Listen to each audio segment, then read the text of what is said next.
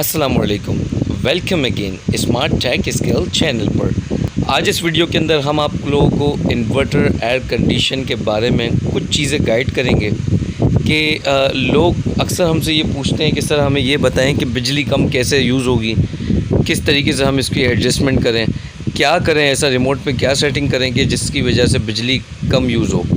तो आज इस वीडियो के अंदर मैं इस कन्फ्यूजन को ख़त्म कर दूंगा और आपके पास अगर इन्वर्टर एयर कंडीशन लगा हुआ है तो जो सेटिंग आज मैं आप लोगों को बताने वाला हूँ सेम टू सेम उसी सेटिंग पे आप चलाएं तो आप लोगों का इन्वर्टर एयर कंडीशन बिजली जो है वो कम से कम यूज़ करेगा।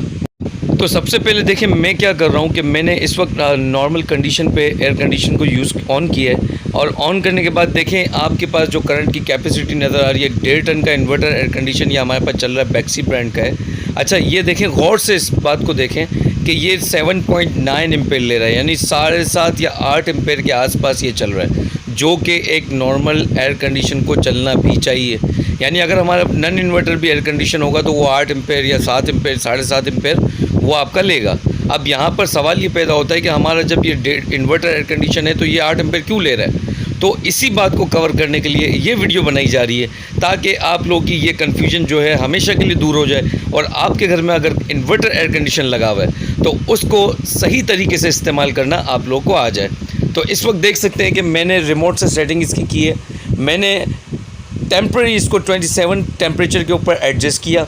27 टेम्परेचर पे जैसे ही एडजस्ट करता हूँ तो इन्वर्टर एयर कंडीशन के एम्पेयर्स जो होते हैं डाउन होना शुरू हो जाते हैं। अब लोग अक्सर कहते हैं कि सर हमने तो 27 टेम्परेचर पे भी रख के देख लिया, इसके बाद भी हमारा जो इन्वर्टर एयर कंडीशन है वो इतना तो लो नहीं जाता जिस तरीके से ये जा रहा है। तो देखें इसकी भी वजह है, आपने फ़ैन स्पीड जो होती है ठीक है वो स्लो कर देनी है। ठीक है, फ़ैन स्पीड को स्लो कर दें। इको फंक्शन आपके रिमोट कंट्रोल के अंदर ज़्यादातर होता है या हेल्थ का फंक्शन होता है। ठीक है, तो इको फंक्शन अगर आपके पास लगा हुआ है तो इको फंक्शन के बटन को इन्वर्टर एयर कंडीशन के अंदर आप एक्टिव करें। तो जैसे ही ये बटन एक्टिव करेंगे और फ़ैन की स्पीड को स्लो कर देंगे तो आपके एम्पेयर गिरना शुरू हो जाएंगे। जिस तरह अभी 8 एम्पेयर आपने देखे थे इसके, ठीक है, जैसे ही मैंने 27 के टेम्परेचर पे इसको एडजस्ट किया तो आप देख सकते हैं कि 1 टन के एम्पेयर से भी कम एम्पेयर जो है इसने लेना शुरू कर दिए।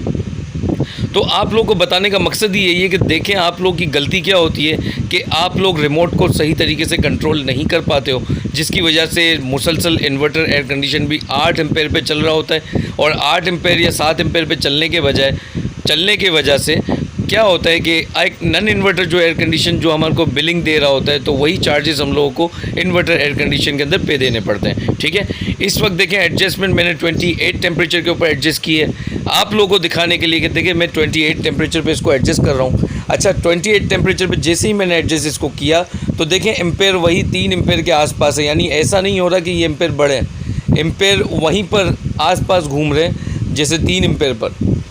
ठीक है, ये क्लियर आपको नज़र आ रहा है। देखिए मैं मॉनिटरिंग इसलिए कर रहा हूँ ताकि लोगों के सवालों के जवाब मैं दे दूँ इस तरह, हर किसी को जिस किसी को भी कन्फ्यूजन है कि उसका इन्वर्टर एयर कंडीशन नहीं चलता इस तरीके से जैसे कि हम चला रहे हैं तो वो इसी सेटिंग के ऊपर चलाना शुरू कर दे। अब देखें मैं इसको 28 के टेम्परेचर पर रखने के बाद देखिए 2.5 एम्पेयर पे आ गया। अब मैं इसको 29 के टेम्परेचर पे करता हूँ। 29 के टेम्परेचर पर करने के बाद भी ज़्यादातर इन्वर्टर एयर कंडीशन जो होते हैं वो क्या करते हैं, वो लास्ट अगर एम्पेयरिंग के कैच किए जाए ना तो 3.5 एम्पेयर पे आके स्टैंड कर जाता है 1.5 टन का एयर कंडीशन, यानी 1.5 टन्स की जो कैपेसिटी होती है वो 3.5 एम्पेयर कंज्यूम करेगी। जब 3.5 एम्पेयर कंज्यूम कर रही है मुसलसल तो भी जाहिर सी बात है बिजली का आपको एक एवरेज तो आएगा, 19-20 फ़र्क आपको नज़र आएगा। लेकिन जब आप उसको इको सेट पे रख देंगे तो क्या होगा ये देखें, जैसे ही मैंने इको सेट पे इसको दोबारा रखा तो आप देख सकते हैं 1.2 एम्पेयर 1.6 एम्पेयर 1.6 1.5 1.8 तो ये यहाँ पर चलना शुरू हो गया। इट्स मीन इको फंक्शन इसकी लो बिजली को लेने के लिए कंपनी ने डिज़ाइन की है। जब भी आप इको मोड पे इसको रखेंगे आपका एयर बिजली जो है वो कम से कम यूज़ करेगा। तो जब बिजली कम से कम यूज़ कर रहा है तो आप क्यों वरी होते हैं इस बात के लिए, जब आपको पता चल रही है सेटिंग कि क्या करना है आप लोगों को, आप फिर परेशान होते हैं। आप देखें इको मोड पे रखें, आप फ़ैन स्पीड स्लो करें, ठीक है, तो इसके एम्पेयर यही रहेंगे जो आपको इस वक्त नज़र है। नहीं तो 1.5 टन का एयर कंडीशन कोई भी यूनिट आपके पास हो, इन्वर्टर ही क्यों ना हो, 3.5 एम्पेयर से ज़्यादा कम नहीं आता, वो 3.5 एम्पेयर पे रह जाएगा। लेकिन इको फंक्शन के दबाने के बाद, इको फंक्शन सेट करने के बाद आपका air condition, inverter air condition कहाँ चला जाता है, 1.5 एम्पेयर पर। ठीक है, तो ये हमें पता चल गया। आज हमने इस वीडियो के अंदर ये चीज़ सीख ली कि ये इसकी सेटिंग है। ठीक है, अब देखें मैंने इको फंक्शन को ऑफ़ कर दिया। जैसे ही मैंने इको फंक्शन को ऑफ़ किया, अब देखें एम्पेयर की कैपेसिटी क्या हो गई, आपके सामने नज़र आ रहा है। अब ये 4 एम्पेयर पे गया, 3 एम्पेयर पे गया, 5 एम्पेयर पे गया, अब ये 6 एम्पेयर पे आके स्टैंड कर। अब आप लोग क्लियरली अंदाज़ा लगा सकते हैं कि जिस चीज़ की वजह से प्रॉब्लम होती है वो होता है आपका रिमोट।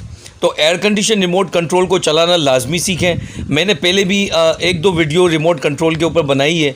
आप एक वीडियो देख सकते हैं कि मैंने ग्रीन इन्वर्टर एयर कंडीशन के रिमोट के ऊपर पूरा एक रिव्यू दिया है, उसके तमाम ऑप्शंस को यूज़ कैसे किया जाता है मैंने ये भी बताया। आप वो लोग वो वाली वीडियो लाजमी देख लें ताकि आपकी हेल्प हो जाए।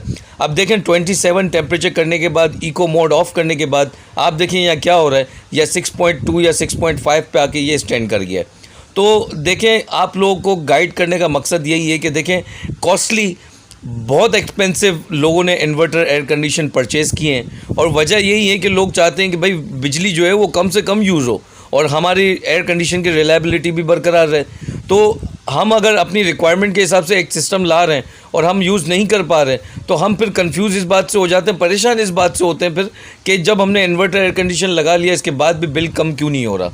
और देखें, मैंने आप लोगों को आज इस वीडियो में समझा दिया ये बात कि बिल कम ना होने की वजह क्या है, क्योंकि एक एयर कंडीशन आपका किस हद तक चल रहा होता है आपको इस बात का आइडिया नहीं होता, आपके घर में एम्पेयर मीटर नहीं होता। अगर आप चाहते हैं कि आप बाकायदा मॉनिटरिंग करें एम्पेयर्स को ताकि आपकी नॉलेज में रहे, तो डिजिटल एम्पेयर मीटर जैसे मैंने लगाया है, तो ये तो हम टेक्नीशियंस यूज़ करते हैं, तो ये तो हमारे लिए। लेकिन डिजिटल एम्पेयर मीटर एक और मार्केट में मिल जाता है। आप इलेक्ट्रिशियन को बुला के इसके पावर प्लग के साथ वो एम्पेयर मीटर कनेक्ट कर दें, जिसकी वजह से रिमोट की सेटिंग जब जब आप करेंगे तो वो उसमें एम्पेयर आपको नज़र आते रहेंगे और उसके हिसाब से आप इसकी सेटिंग एडजस्ट करते रहेंगे, ताकि आपको एक आइडिया हो जाएगा कि रिमोट अभी सेटिंग पे पड़ा है या इको मोड पे आया या नहीं आया। क्योंकि अगर इको मोड पे आएगा तो फिर से वो क्या होंगे, वोल्टेज गिरना शुरू हो जाएंगे। अब जिस तरह देखें, अभी 27 के टेम्परेचर पे चल रहा था और क्या कर रहा था, 6 एम्पेयर ले रहा था। अब मैंने दोबारा से इको फंक्शन को ऑन कर दिया। जैसे ही मैंने इको फंक्शन को ऑन किया तो आउटर का फ़ैन स्लो हो गया, अंदर का फ़ैन स्लो हो गया, और क्या होने लगा, वही आपके सामने अगेन ये चीज़ें आ गई कि 2.4 एम्पेयर, अब ये आहिस्ते आहिस्ते क्या होगा, 1.5 एम्पेयर पे आके स्टैंड कर जाएगा। तो सिंपल सी बात आपको समझाने की यही है कि देखें, इस चीज़ को सीखें, समझें और फिर इस चीज़ को यूज़ करें। तो इस तरीके की टेक्निकल वीडियोस हम लोग हमारे चैनल पे लाते रहते हैं। आप लोग के कोई कमेंट्स हो तो हमें लाजमी बताएं, जो बात आपको पूछनी हो हम आपको कमेंट में रिप्लाई दे दिया करेंगे। ठीक है, इसके अलावा और भी कुछ अगर बात हो या किसी टॉपिक पे वीडियो बनानी हो तो आप हमें कमेंट में बता सकते हैं। तो होपफुली जो वीडियो आज हमने बनाई तो इसमें काफ़ी आप लोगों की हेल्प हो गई होगी। ठीक है, हमारी फ्यूचर में इस तरीके की मज़ीद वीडियो देखने के लिए हमारे चैनल को सब्सक्राइब करके रखें, बेल आइकन पे क्लिक करके रखें, ताकि हमारे चैनल की अपलोडेड वीडियो का नोटिफिकेशन आप लोगों को मिलता रहे और आप लोग हमारे टेक्निकल चैनल से फ़ायदा उठाते रहें। यह चैनल आप लोगों के लिए बना है। हमारी कोशिश यही होती है कि सब के सब काम सीखें, जिसको नहीं आता काम वो भी काम सीखें, जो रोज़ डेली रूटीन में कोई और काम करते हैं लेकिन एज अ नॉलेज उनको ये चीज़ें समझनी चाहिए, उनको ये चीज़ें आनी चाहिए। तो मिलते हैं किसी और वीडियो में एक नए टॉपिक के साथ। अपना बहुत ख्याल रखें। अल्लाह हाफ़िज़। अल्लाह निगहबान। फ़ी अमानिल्लाह।